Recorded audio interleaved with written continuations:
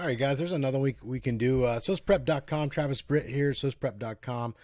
These questions are off of my website. I offer study guides for SOCE, the State Officer Certification Exam, if you're transferring into Florida from another state or if you're in a basic recruit training program. As you can see, the time is ticking up here. I made this as close as possible to the real thing that you're going to face at Pearson VUE when you sit to take the State Officer Certification Exam with the expectation of getting an 80% or higher so you can pass it and certify with the FDLE. So let's look at this question real quick. It says a police officer notices an individual while on patrol that matches the description of a home invasion robbery suspect, so a pretty serious crime. When the individual notices the police officer's marked vehicle, the individual jumps behind a parked car in a furtive fashion, right? So we got a guilt-laden factor right there, furtive fashion. They're hiding, right? They don't want to be contacted by the police, is what it sounds like. It appears as if the individual did not want to be contacted by the police, and the police officer orders the individual to stop and show his or her hands, right? So open-ended scenario. We got to plug it in down here as far as the choices are going. I told you our test-taking strategies. We are going to eliminate bad answer choices. We're going to hold on to contenders. So what does this look like? The stop is constitutionally sound, so it was a good stop, right? What do we stop people under the Fourth Amendment, right? We have to make sure that any contact we have, the three types of contact, are not violating the Fourth Amendment, which says there's no unreasonable search and seizure, right?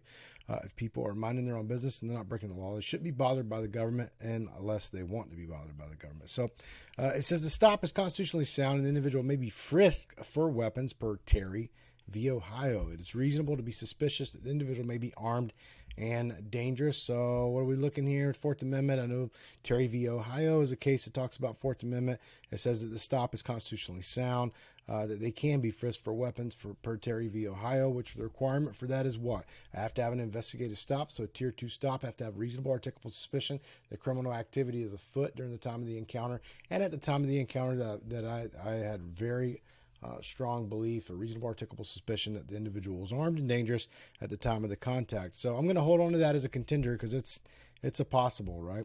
Not sure, though. I'm not just going to pick it because I think it's right. It just sounds good. So let's go through and see if we can eliminate anything.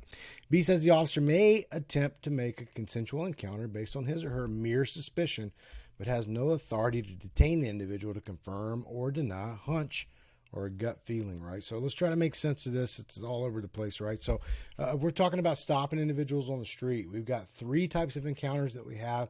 And Florida looks at it, they break down the three encounters and they call them three different things, right? So Tier 1 would be a consensual or a mutual encounter, which anyone at any time is free to go, right? So you're at the gas station at 7-Eleven. You say, hey, dude, how was that game last night? And they say, I don't talk to police. You leave them alone, right? Or if they're like, oh, that game was awesome, it was great, yada, yada, yada. So it's consensual, it's mutual. There is no element of coercion to speak to police or the government, right? The second one, Tier 2, what do we have to have? We have to have reasonable articulable suspicion to make an investigative stop. Is the citizen free to go? They are not free to go, right? We have a reasonable amount of time as a law enforcement officer to confirm or deny the suspicions that we had. So that's Tier 2, investigative stop.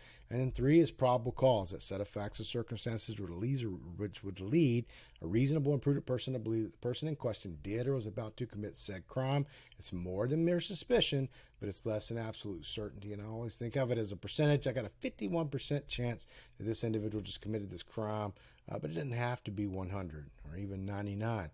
But it has to meet the level of 51 or higher, right? So more than mere suspicion, right? It's not just a gut feeling or my instinct, more than mere suspicion, but it's less than absolute certainty. And why is that okay, right? Because we got checks and balances in our government, right? So the legislative branch makes the law, the executive branch enforces the law, the judicial branch interprets the law, right? Are they going to prison for the rest of their life because a police officer found probable cause? No. Right? We're going to kick it over, checks and balances, to the judicial branch, and they're going to interpret whether or not my judgment was sound or not.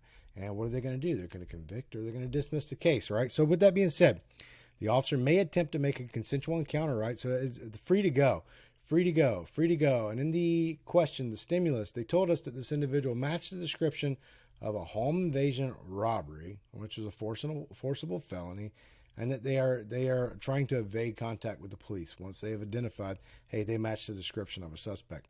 All right, what do police do? Should they contact suspects? Yes or no, right? Common sense says yes, correct? Are there some measurements in there for what is this? Is it a tier 1, tier 2, or tier 3, right? I've got reasonable articulable suspicion for sure. Absolutely. So they're not free to go. So it's not a consensual encounter. I'm going to go ahead and scratch that based on that, right? C says individual could be detained based on the Marchman Act. All right, so this is to play at your knowledge on what a Marchman Act is. Florida does have a civil means to detain individuals per Marchman Act if you can articulate two things, which is they have a very serious substance abuse problem, and that if you don't do something at the time, that an individual is going to harm someone else or themselves, right? And both of those two prongs have to be satisfied for a Marchman Act. It's a lot like a Baker Act, right? When you're talking about mental illness, but it has to do with substance, right? So anything in the stimulus of the question that says anything about narcotics, alcohol, anything to do with drugs whatsoever, drugs, alcohol, stimulants, yada, yada, yada, yada. No, there was not. Anything to do with mental health? No. Right, that would be a Baker Act. If it's mental health, Marchman Act is going to be substances. Anything about suicide or harming themselves or harming someone else? No.